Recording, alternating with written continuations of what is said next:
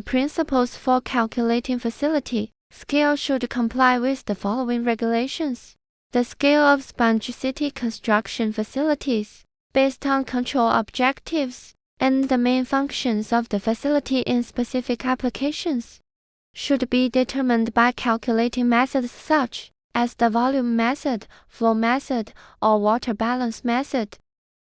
Facilities that control total runoff, runoff pollution, and peak runoff should use the above methods to calculate each individual objective and select the larger scale as the design scale. In suitable conditions, mathematical models may be used to simulate and determine the facility scale when the goal is to control annual runoff volume, the sum of the designed storage volumes of low-impact development facilities in buildings, communities, green spaces, roads, and squares within the plot, referred to as the total storage volume, should not be less than the control requirement for the unit area control volume of that plot. The calculation of the total storage volume should comply with the following regulations. The infiltration volume of permeable facilities, with storage space on top and within the structure, such as complex bioretention facilities, infiltration pipes, ditches, etc., should be included in the total storage volume. The effective volume of retention and storage facilities should be included in the total storage volume. Permeable pavements and green roofs only participate in the calculation of the comprehensive rainfall runoff coefficient. The volume of voids within their structure is generally not included in the total storage volume. Storage volumes of facilities that cannot effectively reduce total runoff volume due to topographical conditions, drainage area size, etc., and those that cannot effectively collect runoff rainwater from the drainage area are not included in the total storage volume. Next, we will study the scale calculation of permeable facilities.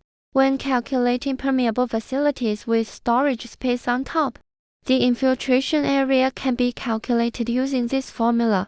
In the formula, W is the volume of the permeable facility, beta is the safety factor, K is the soil permeability coefficient, J is the hydraulic slope, and Ts is the infiltration time. For storage purposes, it should be less than or equal to 12 hours.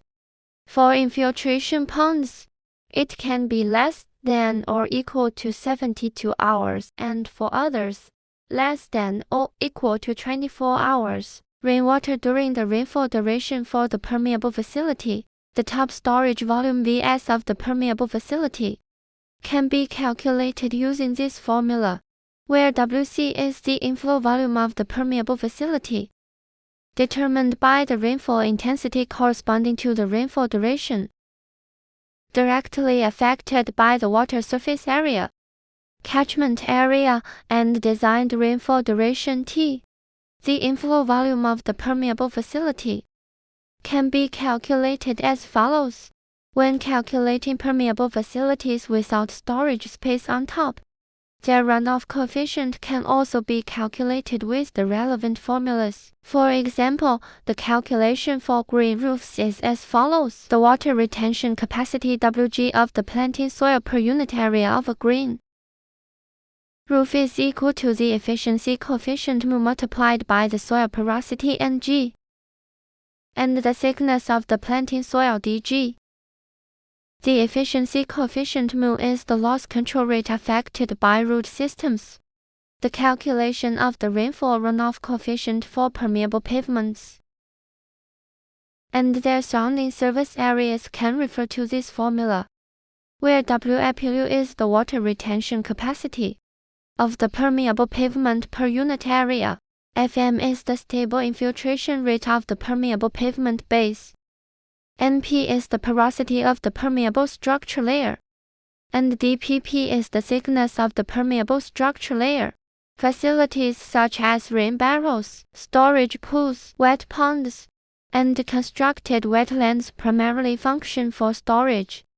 and their storage volumes should be calculated using the volume method and water balance method, followed by a comprehensive determination.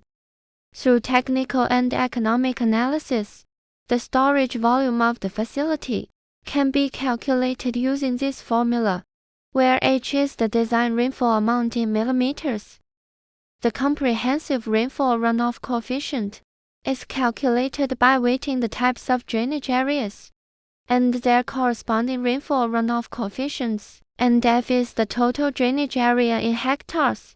This results in the calculation of the designed storage volume in cubic meters. The water balance method can be used to calculate relevant parameters such as the monthly rainwater recharge amount, outflow volume, water quantity difference, and water level changes of the facility, allowing for economic analysis to determine the rationality of the facility's design volume and make adjustments. The effective water storage volume for rainwater storage designs, such as storage pools, can be calculated using this formula, where AI is the design initial runoff discharge volume. For transmission facilities such as vegetated swales, calculations of rainwater flow under a certain recurrence period, design code for outdoor drainage GB50014, can be conducted according to the specifications of the inferred formulas. This is a cross-sectional diagram of a sponge city design for a road. Based on the target of controlling 85% of the annual runoff volume, the corresponding design rainfall amount H is 33.6 millimeters. The required storage volume for the bioretention area of this road has been calculated, referred to as the control volume. First, the comprehensive rainfall runoff coefficient, phi for the road, is calculated using the weighted average method, resulting in a value of 0.66. The volume can be calculated using the formula.